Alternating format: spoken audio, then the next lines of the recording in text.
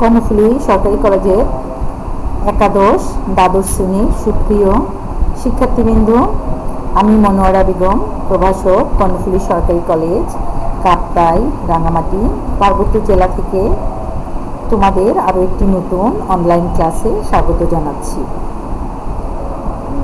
আমি আশা করি তোমরা সবাই ভালো আছো, সুস্থ আছো এবং স্বাস্থ্যবিধি মেনে চলছো। নিজের সাথে সাথে পরিবার এবং প্রতিবেশীদেরও সচেতন করবে স্বাস্থ্যবিধি মেনে চলার ব্যাপারে। এটা তোমাদের দায়িত্বের মধ্যে কিন্তু বর্তায়। এখন আসো একটু পড়াশোনার কথার দিকে যাই।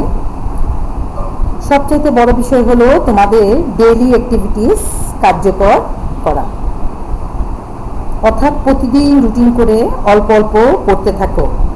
এক সময় দেখবে তোমাদের অনেক পড়া তৈরি করা হয়ে গেছে। পরিস্থিতির সাথে নিজেকে খাপ খাইয়ে কিংবা অ্যাডজাস্ট করে নেওয়াটাই হচ্ছে বুদ্ধিমানের কাজ। আমি আশা করব তোমরা সেই কাজটাই করবে। আচ্ছা, এখন আসো একটু পড়াশোনার দিকে মনোযোগী হই। আজ আমাদের অনলাইন ক্লাসে ম্যাডাম তোমাদের 2022 সালের এইচএসসি পরীক্ষার পুনর্বিন্যাসকৃত পাঠ্যসূচি নিয়ে আলোচনা করব। সমাজবিজ্ঞান দ্বিতীয় পত্র, অর্থাৎ বাংলাদেশের সমাজবিজ্ঞান, যার বিষয় কোড হচ্ছে 118। কোভিড-19 কারণে তোমাদের পাঠ্যসূচি কিছুটা রদবদল করা হয়েছে, অর্থাৎ কমিয়ে দেওয়া হয়েছে, যাকে সহজ কথায় আমরা বলতে পারি কমিয়ে দেওয়া হয়েছে। ম্যাডাম তোমাদের সুবিধার্থে স্লাইডের মাধ্যমে সংক্ষিপ্ত পাঠ্যসূচি উপস্থাপন করে দিয়েছি। আমি আশা করি তোমরা দেখে নিবে। আচ্ছা, আজ ম্যাডাম তোমাদের পাঠ্য বই সমাজবিজ্ঞান, অর্থাৎ বাংলাদেশের সমাজবিজ্ঞান দ্বিতীয় পত্রের 3য় অধ্যায় থেকে পাঠদান করবে। আগে আমরা প্রথম দ্বিতীয় অধ্যায় পড়েছিলাম। এখন এই প্রথম দ্বিতীয় অধ্যায়ের মধ্যে তোমাদের কিন্তু দ্বিতীয় অধ্যায়টা বাদ পড়ে গিয়েছে, সেই জন্য আমরা এখন আবার নতুন করে 3য় অধ্যায় থেকে তোমাদের পড়াশোনা আরম্ভ করছি। আমাদের এই অধ্যায়ের বিষয়বস্তু হচ্ছে প্রত্নতত্ত্বের ভিত্তিতে বাংলাদেশের সমাজ ও সভ্যতা। আজকের অনলাইন ক্লাসের আলোচ্য বিষয় হচ্ছে প্রত্নতত্ত্বের ধারণা ও এর উৎস, অর্থাৎ যাকে আমরা ইংরেজিতে বলে থাকি concept and source of archaeology. তোমরা বইতে দেখে নেবে, পড়াগুলো বইতে আছে, তোমাদের ইন্ট্রোডাকশনে দেওয়া আছে। তারপরে ম্যাডাম তোমাদের সুবিধার্থে বিষয়টা একটু জানিয়ে দিলাম। এখন আসো আমরা প্রত্নতত্ত্বের ধারণাতে চলে যাই, অর্থাৎ প্রত্নতত্ত্ব সম্পর্কে নৃতত্ত্ববিদ, সমাজতত্ত্ববিদরা কি বলছেন। এখানে দেখো, প্রত্নতত্ত্বের ইংরেজি প্রত্নতত্ত্ব নৃবিজ্ঞানের জ্ঞানের একটি বিশেষ শাখা। কেমন, নৃবিজ্ঞান যে আমরা অ্যানথ্রোপোলজিটা পড়ি, ওটার একটা বিশেষ শাখা হচ্ছে প্রত্নতত্ত্ব। প্রত্নতত্ত্বের ইংরেজি প্রতিশব্দ হচ্ছে আর্কিওলজি, যা গ্রিক শব্দ আর্সিস, যার অর্থ প্রাচীন, এবং লোগিওস, যার অর্থ অধ্যয়ন বা পাঠ থেকে এসেছে। সুতরাং শব্দগতভাবে আর্কিওলজি মানে হচ্ছে কি প্রাচীন বিদ্যা। আর্কিওলজি মানে হচ্ছে কি প্রাচীন বিদ্যা। আচ্ছা, এখন দেখো এই প্রত্নতত্ত্ব সম্পর্কে তোমার প্রত্নতত্ত্ববিদরা কি বলছেন সেটা সম্পর্কে আমরা একটু ধারণা নিই। আমেরিকান প্রত্নতত্ত্ববিদ হোবেল তার anthropology the study of man গ্রন্থে বলেন, প্রত্নতত্ত্ব আদিম মানুষের অর্থাৎ প্রিমিটিভ সোসাইটিতে যে মানুষ বাস করত তাদেরকে বলা হয় আদিম মানুষ। মানুষের পরিত্যক্ত দ্রব্য সামগ্রী এবং তাদের সংস্কৃতির নিদর্শন স্বরূপ ব্যবহৃত পোশাক পরিচ্ছদ সহ বস্তুগত সংস্কৃতির যেসব দিক এখনো উদ্ধার হয়নি, সেগুলো উদ্ধারের কাজে নিয়োজিত। কেমন, তাই হচ্ছে প্রত্নতত্ত্ববিদ হেগেলের মতামত। অর্থাৎ আদিম মানুষের পরিত্যক্ত, আদিম মানুষরা তো এগুলো আর এখন নেই, এগুলো তো পরিত্যক্তই। এইগুলোকে কি করা, পোশাক পরিচ্ছদ সহ বস্তুগত সংস্কৃতির যেসব দিক এখনো উদ্ধার হয়নি সেগুলো উদ্ধারের কাজে নিয়োজিত হচ্ছে প্রত্নতত্ত্ববিদের কাজ।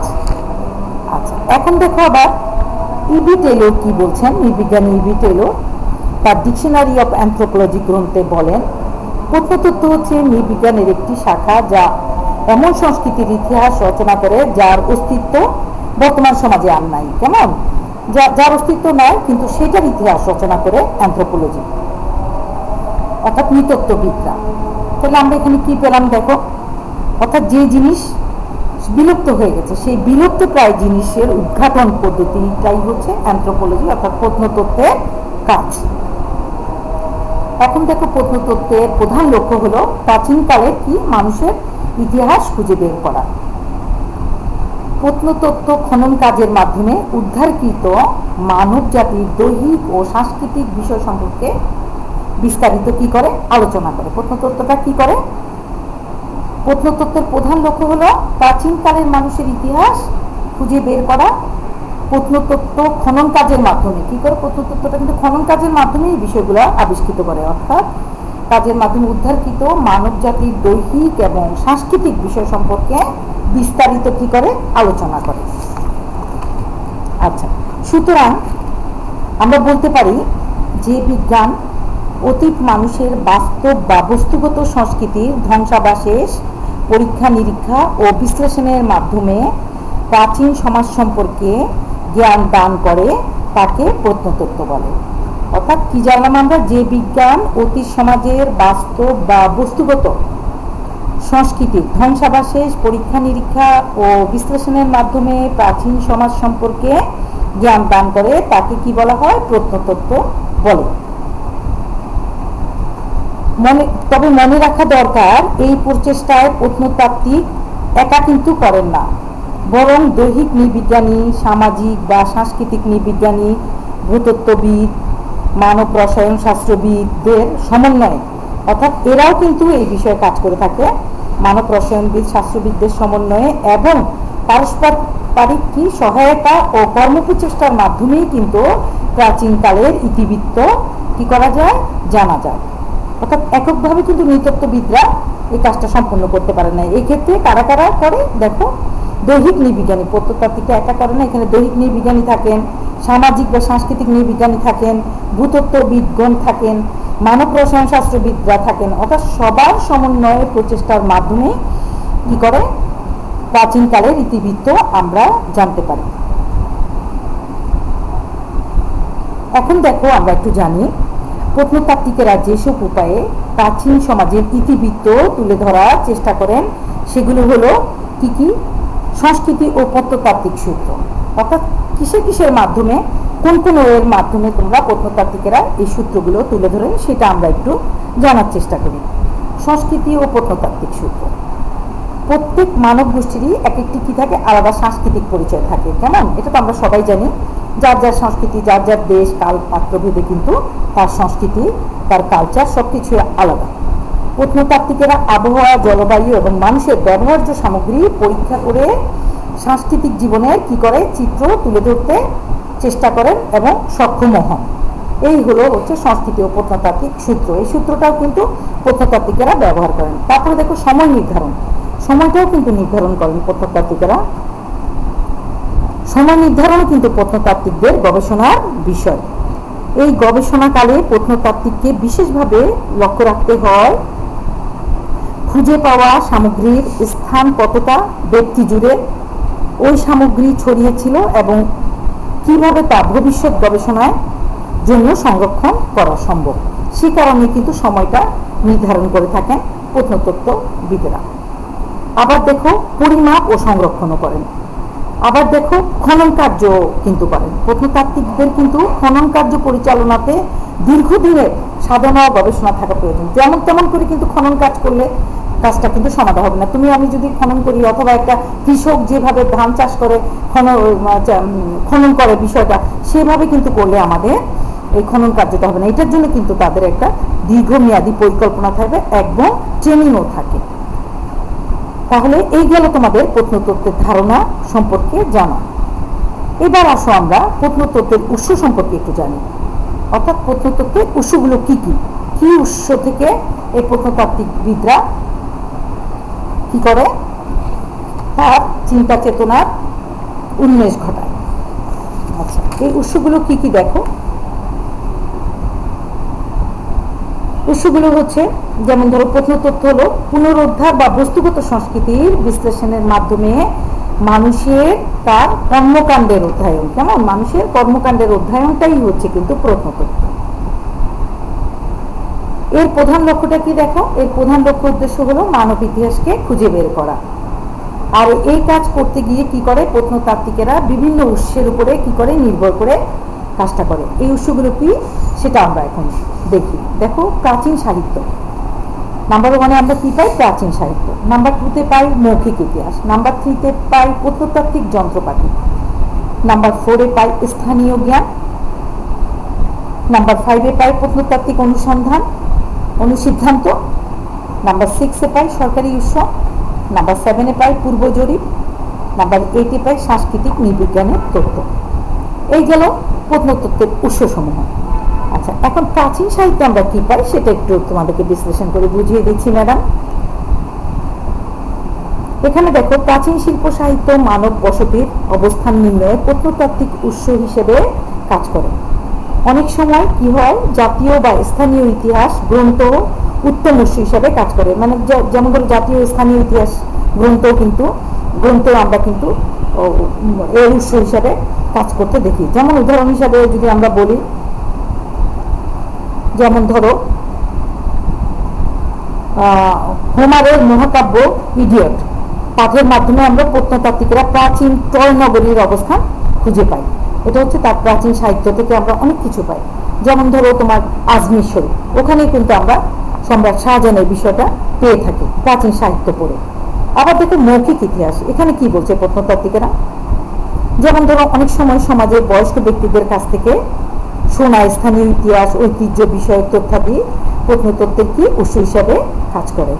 উদাহরণস্বরূপ আমরা বলতে পারি প্রত্নতাত্ত্বিকেরা, যেমন ধরো পাকিস্তানের খাইবার পাখতুন প্রদেশের বসবাসকারী কালাস সম্প্রদায়ের মধ্যে প্রচলিত গল্পগাথার মাধ্যমে এই অঞ্চলের আবিষ্কৃত পুরাকীর্তির সাথে মেসিডোনিয়ার গ্রিক বীর আলেকজান্ডারের যোগসূত্র সম্পর্কে আমরা জানতে পাই মৌখিক ইতিহাস থেকে। কেমন, এটাকে বলা হয় ইংরেজিতে ওরাল হিস্ট্রি।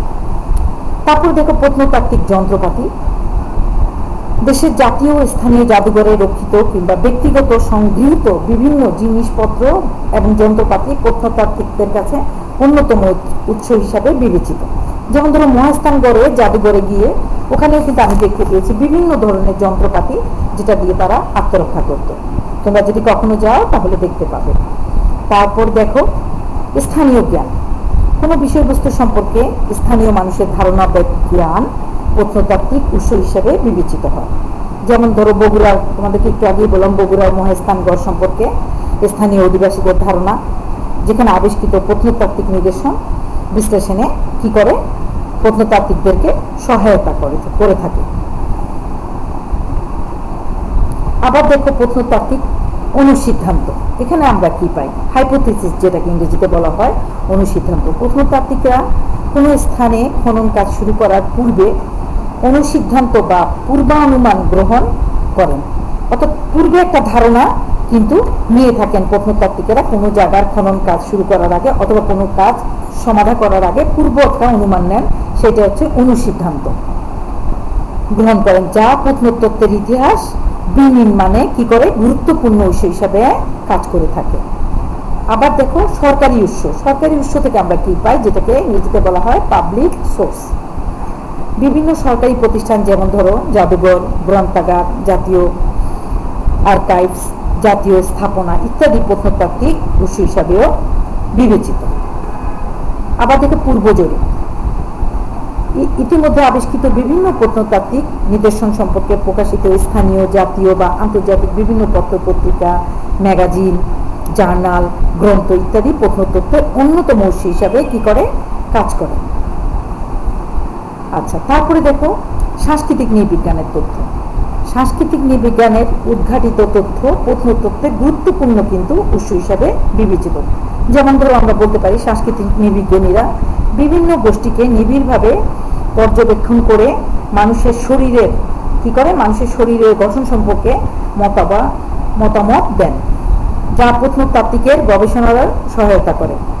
উদাহরণ হিসাবে আমরা বলতে পারি আমেরিকান সামাজিক নৃবিজ্ঞানী লুই হেনরি মর্গান ইউরোপীয় ইন্ডিয়ানদের শারীরিক গঠন, প্রথা, সমাজ ব্যবস্থা ইত্যাদি সম্পর্কে তার অ্যানসেন্ট সোসাইটি গ্রন্থে যে মতবাদ দিয়েছেন তা ওই অঞ্চলের প্রাপ্ত প্রত্নতাত্ত্বিক নিদর্শন বিশ্লেষণে সাহায্য করেছে। আচ্ছা, এই গেল তোমাদের প্রত্নতত্ত্বের উৎস, অর্থাৎ কি কি উৎস থেকে প্রত্নতাত্ত্বিকেরা তার গবেষণা কার্যের জন্য সহযোগিতা নিয়ে থাকে, অর্থাৎ সোর্সগুলো আমরা জানলাম। আচ্ছা, এখন দেখো সমাজ ও সভ্যতার বিকাশে, আমরা যদি বলি সমাজ ও সভ্যতার বিকাশে প্রত্নতাত্ত্বিক নিদর্শন ও প্রমাণের উৎসসমূহ কাজে লাগিয়ে সমাজকে সামনের দিকে এগিয়ে নিয়ে যাওয়া হচ্ছে কার কাজ? প্রত্নতত্ত্ববিদদের কাজ। কেমন? অর্থাৎ এই ছিল তোমাদের প্রত্নতত্ত্বের উৎসসমূহ।